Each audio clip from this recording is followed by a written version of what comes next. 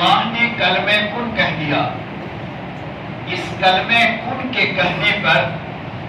اپنے اپنے وقتوں پر اپنے اپنے متعینہ دنوں میں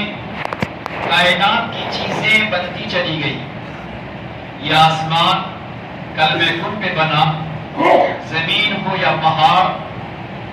دریا ہو سمندر، پرندے ہو یا جانور،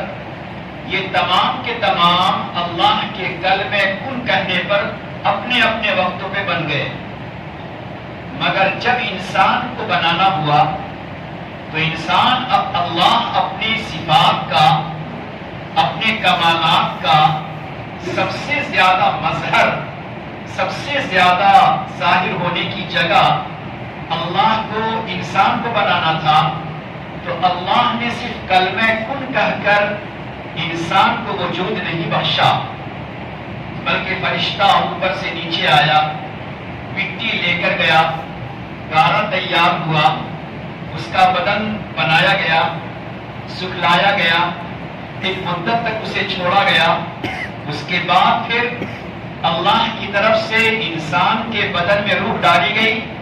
تو حضرت آدم علیہ السلام کا وجود تیار ہوا۔ تو وہ انسان کی پیدائش،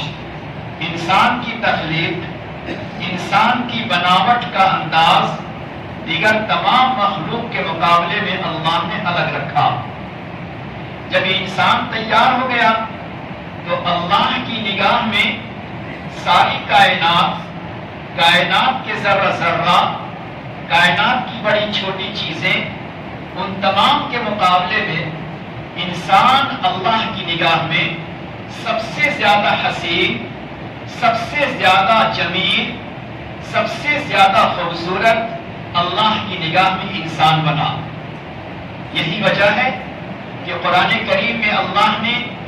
جہاں دیگر مخلوق کا تذکرہ کیا ہے، کائنات کی بہت ساری چیزوں کا تذکرہ اللہ نے قرآن کریم میں کیا ہے، وہیں جب انسان کا تذکرہ کرنا ہوا تو اللہ نے پہلے بار بار، کئی بار اللہ نے قسمیں کھائی، والتین والزیتون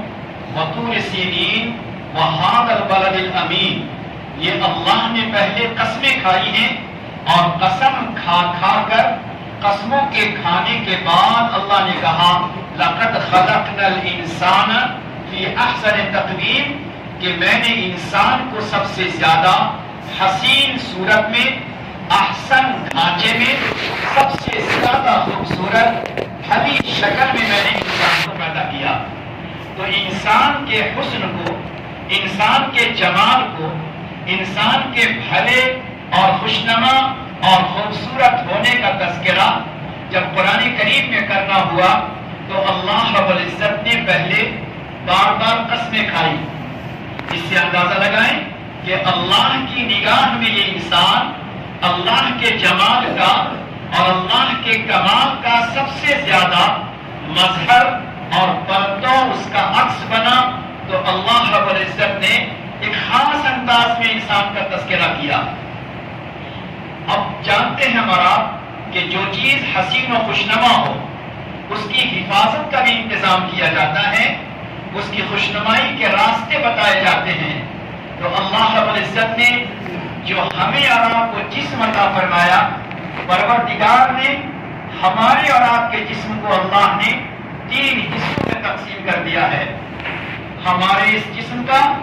سب سے اہم حصہ ہمارا قلب اور ہمارا دل ہے، دوسرا سب سے اہم حصہ ہماری زبان ہے، تیسرا سب سے اہم حصہ ہمارے جسم کے یہ اعضاء اور جسم کے یہ چھوٹے چھوٹے جو پارٹس پرزے ہیں، یہ پارٹس پرزے، یہ اعضاء، یہ جسم کا تیسرا حصہ ہے۔ اللہ نے جس انسان کے حسن کا، جس انسان کے جمال کا، جس کے جمیل و حسین ہونے کا تذکرہ اللہ نے قرآن کریم میں کیا، اس جسم کو اللہ نے 3 حصوں میں بانٹ دیا۔ ایک کو قلب کہتے ہیں،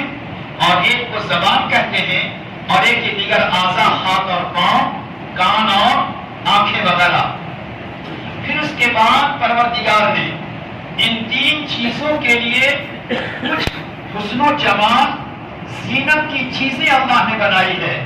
چونکہ انسان کا یہ جسم، یہ ڈھانچہ اللہ کی نگاہ میں جمیل ہے، تو اللہ نے جمیل، انسان کا دل جمیل رہے، انسان کی زبان جمیل رہے، انسان کی یہ اعضاء جمیل رہے، انسان کا دل حسین رہے، انسان کی زبان حسین رہے، انسان کی یہ اعضاء حسین رہے، اس کے لیے اللہ تعالیٰ نے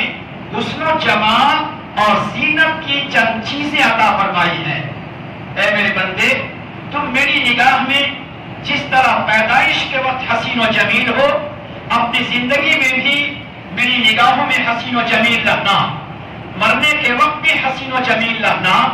اور مرنے کے بعد جب کفن پہن کر میرے پاس آؤ تو وہاں بھی حسین و جمیل بن کر قبر میں آنا، جب قبر سے اٹھنا تو قبر سے اٹھتے ہوئے بھی میری نگاہ میں حسین و جمیل بن کر آنا، جب محشر میں ہو وہاں بھی حسین و جمیل بن کر آنا۔ تو جمیل اور حسین بننے کے لیے اللہ نے چند چیزیں ہمیں اور آپ کو عطا فرمائی ہیں۔ وہ چند چیزیں اگر ہمارے قلب میں ہے، وہ چند چیزیں اگر ہماری زبان پر ہے، وہ چند چیزیں اگر ہمارے جسم پر ہے، تو یہ سب کے سب جمیل و حسین رہیں گے۔ اور اگر وہ چیزیں قلب میں نہیں ہے، زبان پہ نہیں ہے، ہاتھ اور پاؤں اور جسم ظاہر پر وہ چیزیں اگر نہیں ہے، تو اللہ کی نگاہ میں ہمارا یہ جسم اب جمیل نہیں رہے گا، اللہ کی نظر میں ہمارا قلب یہ حسین نہیں رہے گا، بلکہ سب سے زیادہ بھیانک اور سب سے زیادہ تاریک اور اندھیرا بن جائے گا۔ پروردگار نے دل کا جمال کس کو بنایا؟ دل کی زینت اللہ نے کس کو بنایا ہے؟ دل کی زینت، دل کا جمال اور دل کا حسن اللہ نے ایمان و یقین کو بنایا ہے۔ دل کا جمال اور دل کی زینت اللہ نے محبت و معرفت کو بنایا ہے۔ دل کا جمال اور دل کا حسن اللہ نے خوف و خشیت کو بنایا ہے۔ دل کا جمال اور دل کا حسن اللہ تعالیٰ نے صبر و توکل کو بنایا ہے۔ دل کا جمال اور دل کی زینت اللہ تعالیٰ نے شکر کو بنایا ہے۔ گویا جس دل میں اپنے اللہ پر ایمان ہو، اپنے اللہ پر یقین ہو، جس دل میں اپنے اللہ کے ساتھ بے پناہ عشق و محبت ہو، جس دل میں اللہ کے بارے میں اللہ کے سامنے خوف اور خشیت ہو، جس دل کے اندر صبر بھی ہو، توکل بھی ہو، رضا بھی ہو، تسلیم بھی ہو، اللہ کے سامنے تواضع بھی ہو، انکساری بھی ہو، اور اللہ کے سامنے خوف و خشیت بھی ہو، ایسا دل اللہ کی نگاہ میں حسین ہے، ایسا دل اللہ کی نگاہ میں باعث جمال ہے۔ اور جس دل میں ایمان کے بجائے کفر ہے، جس دل میں یقین کے بجائے شرک ہے، جس دل میں ایمان و یقین کے بجائے نفاق ہے، جس دل کے اندر محبت الہی کے بجائے اللہ سے دوری ہے، جس دل میں صبر و توکل کے بجائے بے صبری ہے، جس دل میں شکر کے بجائے ناشکری ہے، جس دل میں تواضع اور انکساری کے بجائے عجب اور کبر ہے، جس دل کے اندر ہمدردی کے بجائے دوسروں کے ساتھ بدگمانی ہے، جس دل میں صبر کے بجائے اور تحمل کے بجائے انتقام کا جذبہ ہے، ایسا دل اللہ کی نگاہ میں جمیل نہیں، ایسا دل اللہ کی نگاہ میں حسین نہیں ہے۔ اس سے پتہ چلا یہ انسان کی فطرت ہے کہ انسان ہمیشہ جمیل چیزوں کو پسند کرتا ہے، حسین چیزوں کو پسند کرتا ہے، ہر چیز میں حسن و جمال کو تلاش کرتا ہے۔ پروردگار بھی ہمارے دلوں میں حسن و جمال کو دیکھتا ہے۔ تمہارے دل میں حسن و جمال کی چیزیں ہیں یا نہیں ہے؟ پروردگار نے کہا حسن و جمال کی چیزیں ایمان و یقین ہے، محبت اور معرفت ہے، خوف اور خشیت ہے، صبر اور تحمل ہے، تسلیم و رضا ہے، ہمدردی اور شفقت ہے، ایک دوسرے کے ساتھ شفقت و خدمت کا معاملہ ہے۔ یہ چیزیں انسان کے قلب کو جمیل بناتی ہیں۔ اور زبان، اس کے لیے اللہ تعالیٰ نے حسن و جمال کی چیزیں رکھی ہیں۔ جس زبان پر تلاوت ہو، جس زبان سے دین کی دعوت ہو، تلاوت ہو، دین کی دعوت ہو، جس زبان سے خیرخواہی ہو، جس زبان پہ ذکر الہی ہو، جس زبان سے انسانوں کے لیے دلوں کو جیتنے والی باتیں ہوں، جس زبان سے انسان دلوں تک اپنی بات کو پہنچا دیتا ہو، ایسی زبان زینت اور حسن والی ہے، جس زبان پہ تلاوت بھی ہے، دین کی دعوت بھی ہے، اور اللہ رب العزت کا ذکر بھی ہے، جس پہ استغفار بھی ہے، جس پہ توبے کے کلمات بھی ہیں، اور جس پہ درود پاک صلاۃ و سلام بھی ہے۔ ایسی زبان اللہ کی نگاہ میں جمیل ہے۔ لیکن جس زبان پہ تلاوت نہ ہو، جس زبان سے اللہ کا ذکر نہ ہو، جس زبان پہ توبہ نہ ہو، جس زبان پہ استغفار نہ ہو، جس زبان سے درود پاک صلاۃ و سلام نہ ہو، جس زبان پہ دین کی باتیں، دین کی دعوت نہ ہو، ایسی زبان اللہ کی نگاہ میں جمیل نہیں ہے، حسین نہیں ہے۔ بلکہ جس زبان پر ہمدردی کے بجائے، اچھی باتوں کے بجائے، جس زبان سے دل آزاری کی باتیں ہو، غیبت ہو، چغلی ہو، کسی کی توہین ہو، کسی کی تحقیر ہو، کسی کی دل آزاری ہوتی ہو، ایسی زبان اللہ کو پسند نہیں ہے۔ چاہے بازاروں میں، چاہے دوستوں میں، تو اپنی زبان سے کتنی میٹھی زبان سمجھا جاتا ہو، مگر جس زبان سے کسی کی دل آزاری ہو جاتی ہے، جس زبان پہ ذکر تلاوت نہیں ہے، ایسی زبان اللہ کی نگاہ میں محبوب و پسندیدہ نہیں ہے۔ اور انسان کی جو اعضاء ہے، انسان کا جو جسم ہے، چاہے آنکھیں ہوں، چاہے کان ہو، چاہے ہاتھ ہو، چاہے قدم ہو، اللہ نے اس کی زینت، اس کا جمال، اس کا حسن اللہ نے اطاعت کو بنایا ہے۔ اے میرے بندے، ظاہر کے اعتبار سے بھی، جس میں ظاہر سے بھی تم میرے مطیع اور فرما بردار بن جاؤ۔ فرما برداری، اطاعت، یہ تمہاری زینت ہے۔ تمہاری پیشانی میرے سامنے جھکتی ہو، تیری نگاہیں غلط نہ دیکھتی ہوں، تیرا ہاتھ غلط نہ بڑھتا ہو، تیرا قدم غلط نہ چلتا ہو، پیشانی جھکتی ہو تو میرے سامنے، آنکھیں دیکھتی ہو تو قرآن کریم کو، آنکھیں دیکھتی ہو تو ماں باپ کی پیشانی کو حج عمرے کی نیت اور عظمت و محبت کے ساتھ، ان آنکھوں سے تم اپنے ماں باپ کی پیشانی کو دیکھتے ہو، ان آنکھوں سے تم مسجد کے در و دیوار کو محبت سے دیکھتے ہو، ان آنکھوں سے تم روضے پاک کو یا ان آنکھوں سے تم خانہ کعبہ کو دیکھتے ہو۔ یہ تمہاری آنکھیں میری نگاہ میں زینت والی ہیں۔ یہ تمہارے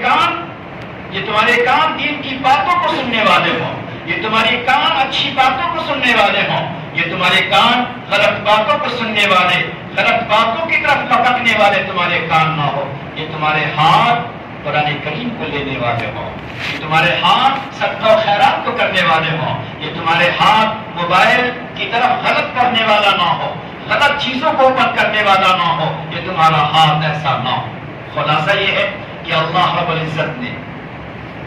اپنے جمال کا مظہر، اپنے جمال کا پرتو، اپنے حسن، اپنے زینت کا پرتو اللہ نے انسان کو بنایا ہے۔ اور بنانے کے ساتھ ساتھ پروردگار نے ایک کام اور کیا ہے۔ انسان کی فطرت ہے کہ انسان کو اس بات کا استحضار اور اس بات کا دھیان و خیال رہے، اس بات کا استحضار، اس بات کا خیال ہو کہ مجھے کوئی دیکھ رہا ہے، مجھے کوئی اپنی نظروں میں رکھے ہوا ہے، میں سی سی کیمرے کے سامنے ہوں۔ انسان کو اس بات کا خیال ہوتا ہے تو انسان چوکس ہوتا ہے، محتاط ہوتا ہے، کوئی غلط کام نہیں کرتا، چوری نہیں کرتا۔ آپ دیکھیں سی سی کیمرے کی وجہ سے کتنی غلطیوں سے انسان بچ جاتا ہے۔ انسان کی فطرت ہے جب اسے اس بات کا خیال، اس بات کا دھیان ہو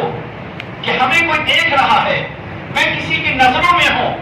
اور کسی ایسے کی نظر میں ہوں کہ اگر نظر میں آ گیا غلط کرتے ہوئے تو کوئی نہ کوئی ایکشن لے گا، کوئی نہ کوئی مجھے سزا دے گا، تو انسان اس استحضار و دھیان کی بنا پر بہت سی غلطیوں سے بچتا ہے۔